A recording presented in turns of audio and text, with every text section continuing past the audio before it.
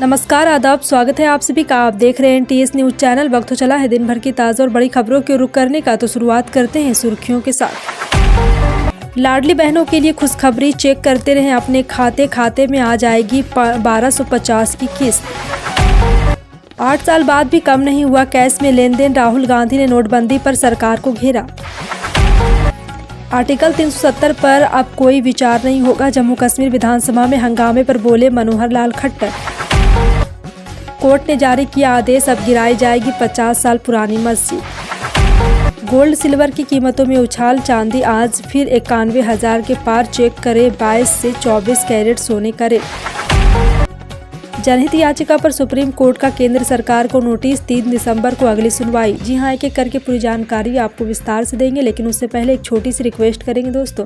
अगर आपको भी लगता है देश में होने वाले तमाम चुनाव ईवीएम से ना होकर के बैलेट पेपर पर होना चाहिए, अगर आप भी हमारी बात का समर्थन करते हैं तो आप इस वीडियो को लाइक करके चैनल को सब्सक्राइब कर लीजिए और वीडियो को ज़्यादा से ज़्यादा लोगों में शेयर कीजिए। और आप किस राज शहर से न्यूज़ को देख रहे हैं कॉमेंट में जरूर लिखिए। चलिए खबरों को जानते हैं विस्तार से।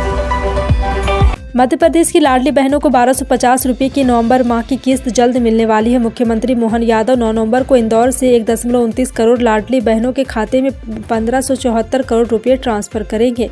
लाडली बहना योजना के तहत लाभार्थी महिलाओं को जून 2023 से अक्टूबर 2024 तक मासिक आर्थिक सहायता की राशि की कुल 17 किस्तें दी जा चुकी है। सदन में विपक्ष के नेता और कांग्रेस सांसद राहुल गांधी ने नोटबंदी के 8 साल होने पर एक बार फिर से लेकर केंद्र सरकार को घेरा है। राहुल गांधी ने नोटबंदी पर सवाल उठाते हुए कहा, नोटबंदी के बाद भी आज भारत में नकदी का उपयोग पहले से अधिक है। नोटबंदी का उद्देश्य नकदी पर निर्भरता को कम करना और डिजिटल लेन देन को बढ़ावा देना था, लेकिन इसका उपेक्षित असर नजर नहीं आता। जम्मू कश्मीर विधानसभा में हंगामे पर केंद्रीय मंत्री और हरियाणा के पूर्व सीएम मनोहर लाल खट्टर का बयान आया है। मनोहर लाल खट्टर ने कहा, 370 पर अब कोई विचार नहीं होगा, सिर्फ एक मांग है टू हेड के, जिस पर बातचीत हुई। उन्होंने कहा, मैं बिल्कुल स्पष्ट करता हूं कि आर्टिकल 370 की वापसी कभी नहीं होगी। बता दें कि 8 नवंबर को जम्मू कश्मीर विधानसभा सत्र के 5वें दिन भी सत्र शुरू होते ही आर्टिकल 370 पर हंगामा शुरू हो गया। कांग्रेस और भारतीय जनता पार्टी देश की राजनीति से जुड़े अहम सवालों पर एक बार फिर आमने सामने है। कांग्रेस की तरफ से जम्मू कश्मीर विधानसभा में लाए गए एक प्रस्ताव को समर्थन देने की घटना को भाजपा ने देश की विभाजन का प्रयास बताया है। तेलंगाना में भाजपा के राष्ट्रीय प्रवक्ता CR केशवन ने कहा, कांग्रेस ने जम्मू कश्मीर विधानसभा में एक प्रस्ताव को सामरिक समर्थन दिया। इसका उद्देश्य भारत को विभाजित करना है। कांग्रेस पार्टी ने हमारे संविधान का अपमान किया है। महाराष्ट्र भाजपा के नेता किरीट सिमैया ने कांग्रेस पार्टी पर तीखा हमला बोला। उन्होंने कहा, कांग्रेस पार्टी 1947 से पहले की मुस्लिम लीग बन गई है।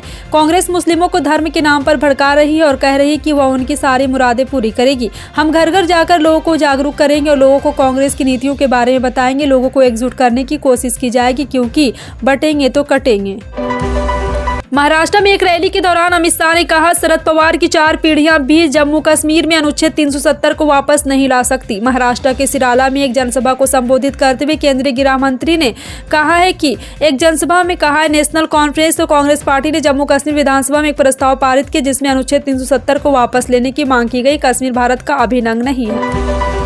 महाराष्ट्र चुनाव के लिए सत्ताधारी गठबंधन महायुति ने 5 नवंबर को मैनिफेस्टो जारी किया था। महायुति ने इसमें किसानों का कर्ज माफ करने की गारंटी दी थी। ऐसे तब है जब किसान कर्ज माफी के खिलाफ मुखर नजर आने वाली भारतीय जनता पार्टी इस गठबंधन से सबसे बड़ा दल है। अगले ही दिन विपक्षी महाविकास अघाड़ी ने मुंबई के बांद्रा कुर्ला कॉम्प्लेक्स में स्वाभिमान सभा का आयोजन किया। इसी कार्यक्रम में एमवीए ने चुनाव के लिए 5 गारंटी दी। इसी आयोजन के दौरान जो सबसे चर्चित वाक्य रहा वह था राहुल गांधी की मौजूदगी में मन से जयसूक्ति गान।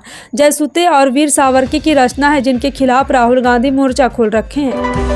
भारत के मुख्य न्यायाधीश न्यायमूर्ति DY चंद्रचूड़ रविवार को पद से मुक्त हो जाएंगे, लेकिन 9 और 10 तारीख को शनिवार रविवार को कोर्ट की छुट्टी रहेगी, इसलिए उनके सम्मान में विदाई समारोह आज ही आयोजित किया गया। सुप्रीम कोर्ट में उनका अंतिम कार्य दिवस मनाया गया। 10 नवंबर को न्यायमूर्ति चंद्रचूड़ की सेवानिवृत्ति के बाद न्यायमूर्ति संजीव खन्ना उनका स्थान लेंगे। वह देश के 51वें मुख्य न्यायाधीश होंगे। न्यायमूर्ति चंद्रचूड़ 9 नवंबर 2022 को भारत के 50वें मुख्य न्यायाधीश के रूप में शपथ ली थी। पंजाब के लुधियाना में नवनिर्वाचित सरपंचों के शपथ समारोह में आम आदमी पार्टी के राष्ट्रीय संयोजक अरविंद केजरीवाल शामिल हुए।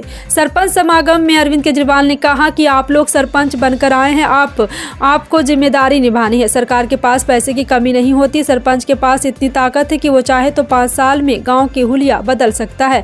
आप संयोजक अरविंद केजरीवाल ने आगे कहा है कि MLA बनना ज़्यादा आसान है, सरपंच बनना आसान नहीं है। उत्तर प्रदेश की 9 सीटों पर होने वाले उपचुनाव को लेकर सियासी पारा हाई हो गया है। सीएम योगी आदित्यनाथ ने पश्चिम यूपी में चुनाव प्रचार का आगाज किया। इसी क्रम में उन्होंने मुजफ्फरनगर की मीरापुर विधानसभा सीट पर जनसभा को संबोधित किया। इस दौरान उन्होंने समाजवादी पार्टी पर निशाना साधते हुए नया नारा दिया, जिससे सियासी घमासान तेज हो सकता है। सीएम योगी ने जनता के बीच आ रहे एक नारे को जिस तरह से करते हुए 2012-15 के बीच एक नया नारा चला था। भाजपा के स्टार प्रचारक योगी आदित्यनाथ महाराष्ट्र विधानसभा चुनाव में प्रचार के लिए महाराष्ट्र गए और अपनी ही पार्टी के लिए मुसीबत खड़ी करके चले आए। महाराष्ट्र में 20 नवंबर को विधानसभा चुनाव के तहत वोटिंग होनी है। इसी कड़ी में उत्तर प्रदेश के मुख्यमंत्री योगी आदित्यनाथ 6 नवंबर को पूर्वी महाराष्ट्र के वासी में प्रचार करने गए थे। वहां उन्होंने अपना पसंदीदा हाल में हिट हुआ जुमला बटेंगे तो कटें दोहराया। भाजपा के सहयोगी एनसीपी ने यह रास नहीं आया।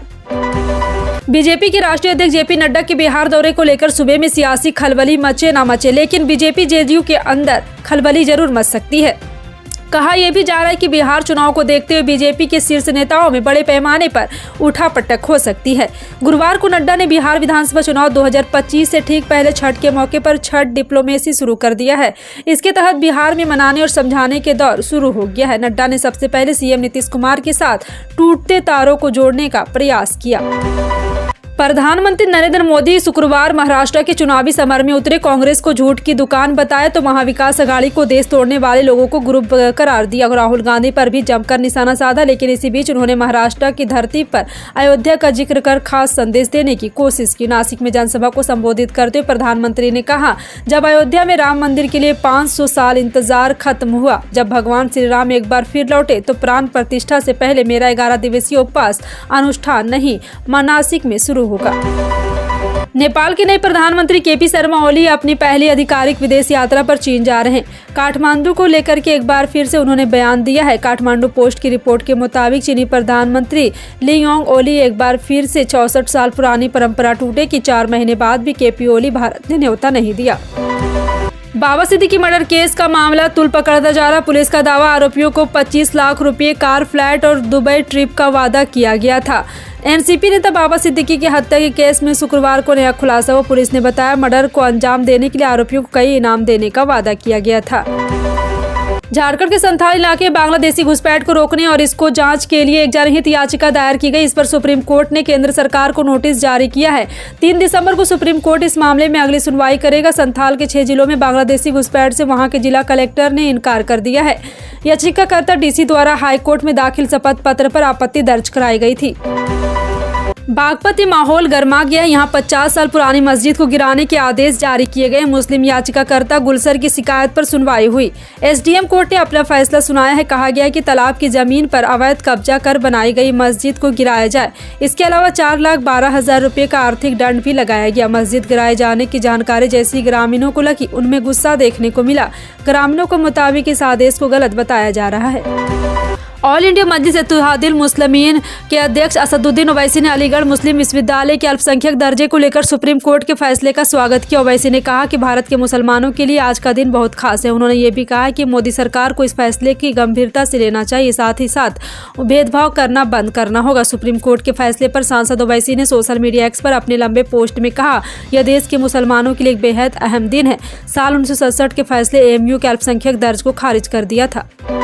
विदेश मंत्री एस जयशंकर ने आसियान के भारत देश की जनसंख्या के फैसले के लिहाज से जरूरत बताया है।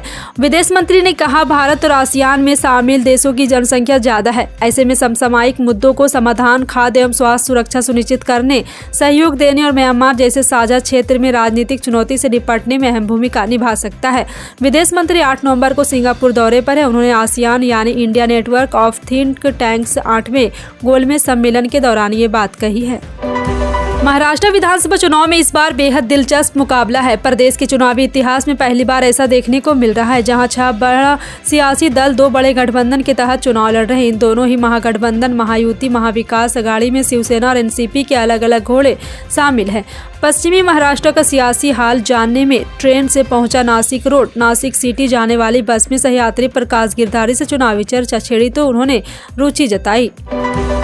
केरल के मुख्यमंत्री वरिष्ठ मार्क्सवादी नेता पिनरई विजयन ने कांग्रेस पार्टी के खिलाफ हमला करते हुए कहा, पार्टी की महासचिव प्रियंका गांधी वाड्रा जमाती इस्लामी समर्थन में वायनाड लोकसभा उपचुनाव लड़ रही है। भारतीय सराफा बाजार में सोने के भाव में इजाफा देखने को मिला तो वहीं चांदी के रेट में भी उछाल आया है। शुक्रवार को 8 नवंबर 2024 की सुबह 24 कैरेट सोने का भाव 77,000 रुपये प्रति 10 ग्राम के पार रहा, जबकि चांदी 91,000 रुपये प्रति किलो से ऊपर रहा।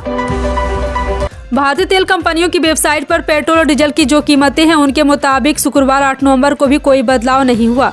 आज भी पेट्रोल डीजल की कीमतों में वही है और ये कोई राहत नहीं मिली है। हाँ, आगे चलकर पेट्रोल डीजल की कीमत सस्ती हो सकती है, लेकिन फिलहाल तो केंद्रीय तेल कंपनी की ओर से ऐसा कोई बड़ा ऐलान नहीं किया गया है। दिल्ली पेट्रोल 94.72 और डीजल, मुंबई में पेट्रोल 103.94 रुपये और डीजल 89.97, कोलकाता में पेट्रोल 103.94 डीजल प्रति रुपये चल रहा है। फिलहाल आपका इन सभी खबरों पर क्या कहना है, कमेंट सेक्शन में टाइप करके जरूर बताएं। मिलते हैं अगली बड़ी खबर में, तब तक के लिए जय हिंद।